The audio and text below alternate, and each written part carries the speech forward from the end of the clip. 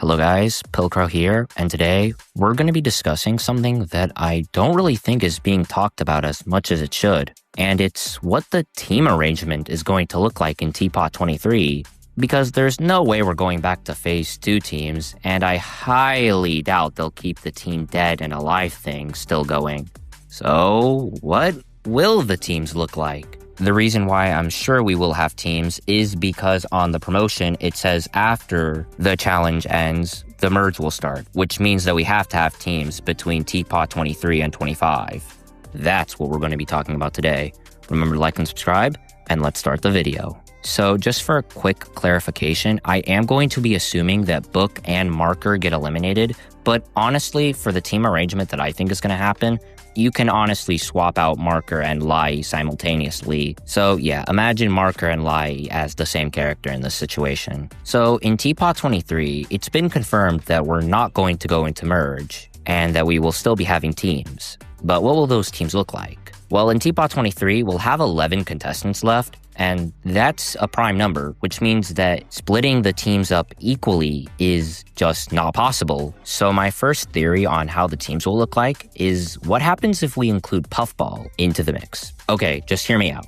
2, seeing that we have 11 contestants left, and that being a prime number, would obviously put some teams at a member disadvantage. So what if 2 decides to make Puffball temporarily rejoin? Yeah, I really don't think this is going to happen, but seeing that Puffball is flying towards the hotel, I genuinely think it is possible that Puffball could temporarily rejoin. If this does happen, we'd have 12 contestants, and we'd be able to split up either into 2 teams of 6 or 3 teams of 4, whatever works. Another way we could theoretically do this, but again, is pretty unlikely, is what if 2 just doesn't tell Tree and Bottle they're eliminated? I know that literally does not make sense at all, and yeah, like I said, this is definitely not going to happen, but think about it. Tree and Bottle have no idea that they're eliminated, and no one else in the cast besides 2 knows, if I remember Tpot 21 correctly. So I think there is a very, very, very small chance that 2 just decides not to tell Tree and Bottle that they're eliminated,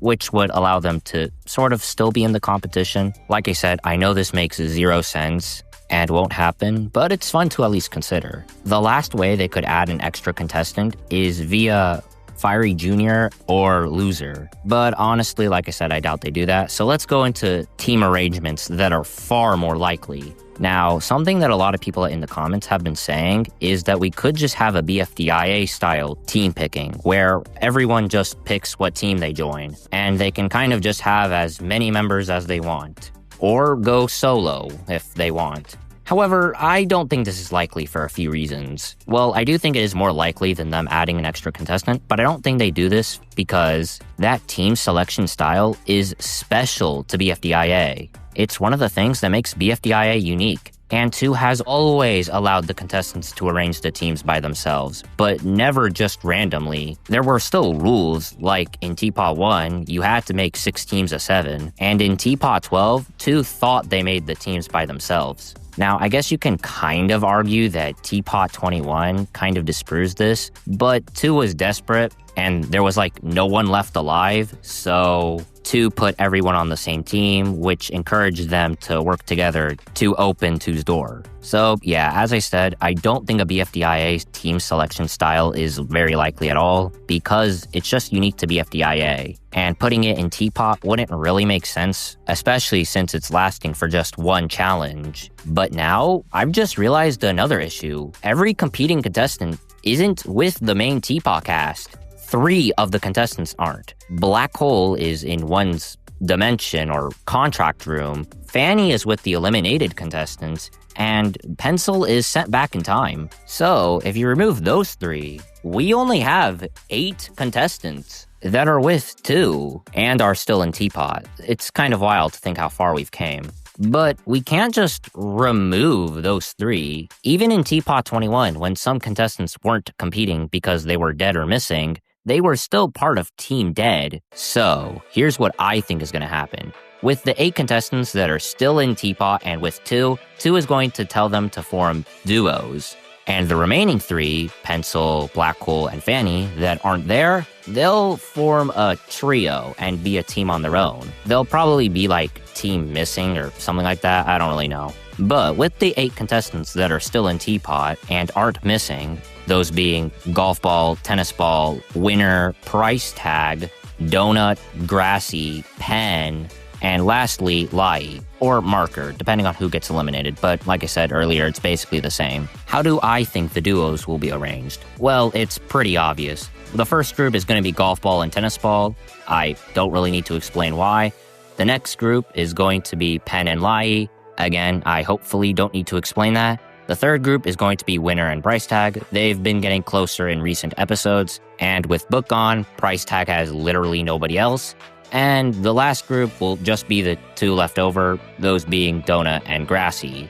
As far as I'm aware of, they haven't really interacted that much, but hey, there's always an opportunity for new character dynamics and interactions, and I'm all for that. And like I've already said, the remaining 3 will just form their own trio. I think this is the most likely because technically the missing trio technically have an advantage because they have an extra member, but they're scattered around everywhere, so I'm interested to see how that will play out. Now, do I actually like this team arrangement?